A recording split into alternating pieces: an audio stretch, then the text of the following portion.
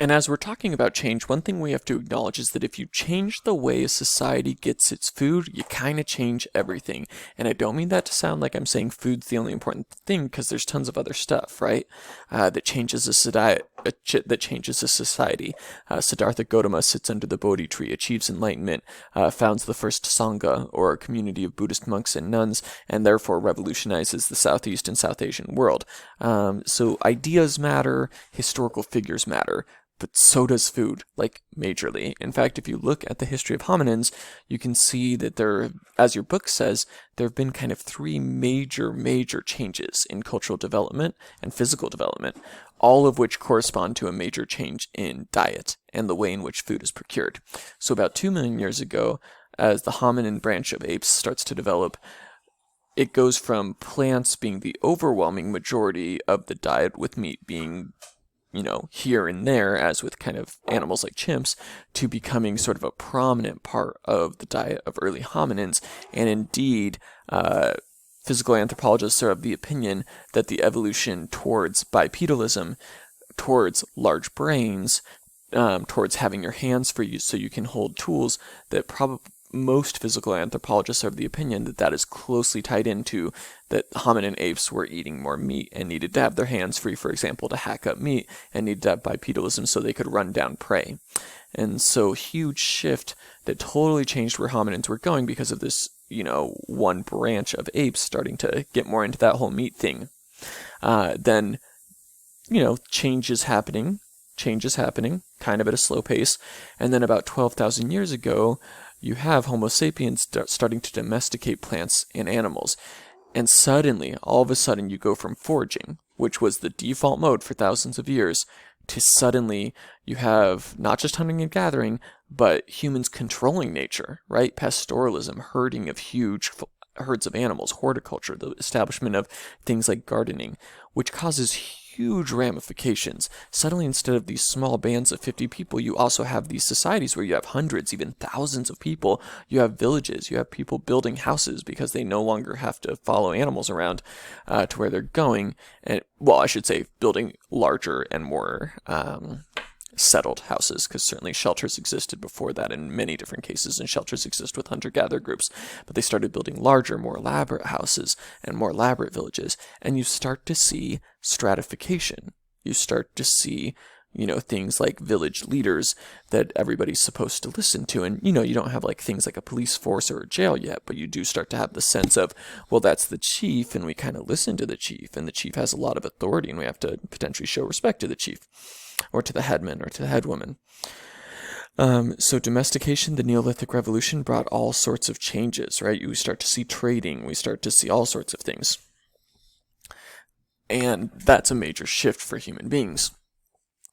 And yet at that point, you still have several thousand years where some groups are starting to do pastoralism and horticulture, but still, a lot of groups are doing hunting and gathering instead, and even the groups that are doing pastoralism and horticulture, they're still relatively small, right? They're still relatively keeping to themselves in the sense that most of them aren't forming major empires or something. And then you have 5,000 years ago, right around 5,000 years ago, and suddenly domestication gets thrown into overdrive, 0 to 60, and we have the rise of intensive agriculture. What that means is people not just growing small gardens with sort of slash and burn like we talked about last time, but instead people doing full-scale irrigation projects where you're diverting entire rivers, like with the ancient Egyptian farmers on the Nile, or the Ur dynasty. And you start to see people inventing the steel plow and using animals to draw the steel plow, and farming much larger pieces of land and farming it more intensively, farming the same piece of land over and over and over again, because now you can manipulate where water is and you can manipulate the soil better. And so that leads to huge amounts of food. Way more food is produced by intensive agriculture than pastoralism and horticulture per land area. Generally speaking, there's exceptions, but generally speaking, causes much more food. It also requires a lot more work. People have to be coordinated to do something like build an irrigation canal to channel an entire river somewhere. And so suddenly you have huge surpluses, and also huge land being modified, and also huge cooperative efforts to shape nature, and huge economies. And all of that taken together kind of coalesces then into the rise of what we call civilizations and empires. So here's kind of a graphic that represents that, what I just said to you. Again, the shift to meat heavier diets led to these small bands, stone tools, hunter-gatherer adaptation, which were, of course, major changes among hominins, very different from chimps and other close relatives. Then the domestication 12,000 years ago, suddenly you get villages, tribes, chiefdoms, and the beginning of hierarchies, which, of course, hierarchies permeate our lives now. Right? You can't, spit without running into a hierarchy. Every time you pay your taxes, every time you expect a paycheck from somebody, every time you have to pay for something, because you don't just sort of get to walk into the grocery store and say, hey, we're all sharing, like they would have done in a hunter-gatherer society, right? You have to actually give some currency and potentially use a bank card, and the bank's controlling your life and charging you interest on your bank card, potentially.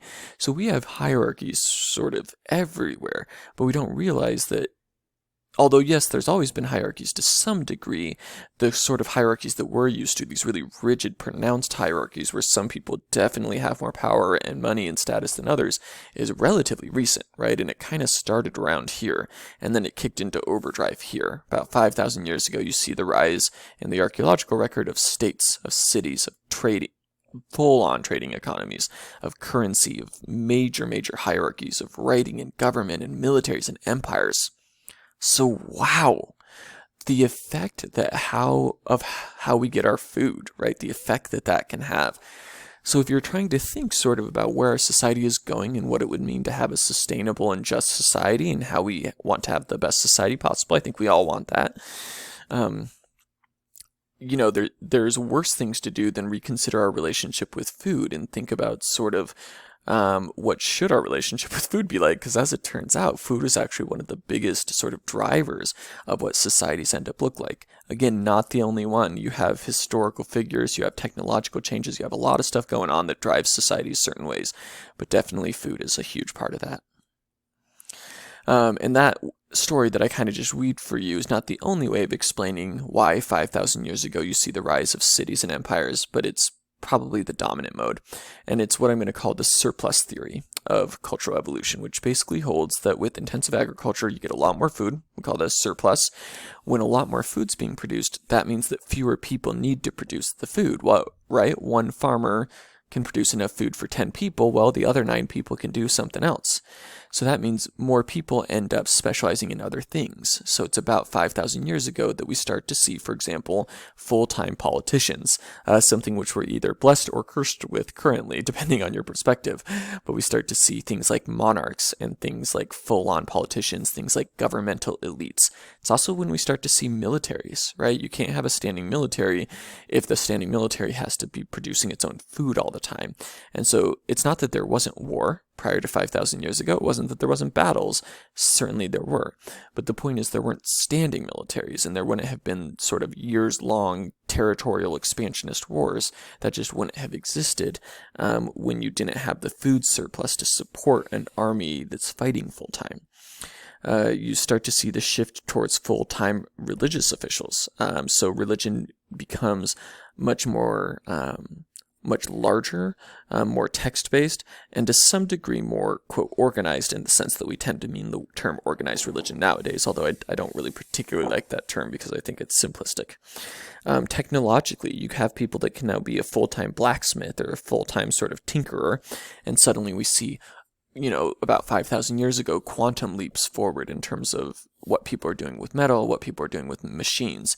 That's not to say that in hunter-gatherer societies and foraging and horticultural societies during that same time period, there wasn't huge changes in technology. There totally was. So during that same time period in native North America, you have major changes in terms of how hunting is done, what types of tools are used for hunting, really sophisticated methods that allow people to make really good use of the salmon runs. For example, you have Dena'ina people coming up with techniques here on the Kenai Peninsula and in Anchorage as a hunter-gathering group, traditionally coming up with techniques to really sophisticatedly use the tidal patterns within Cook Inlet so that you can essentially catch fish and then have them like hanging on a pole that you don't even have to fish with. Then when the tide recedes, you can go catch your fish. You have really sophisticated like weir systems that are used to channel the fish up the river that Denino people were using. Or for example, you have Sugpiaq people that are developing plant-based poisons and really sophisticated kayak systems that then you spear a whale and wait for the dead whale 3 days later to wash ashore.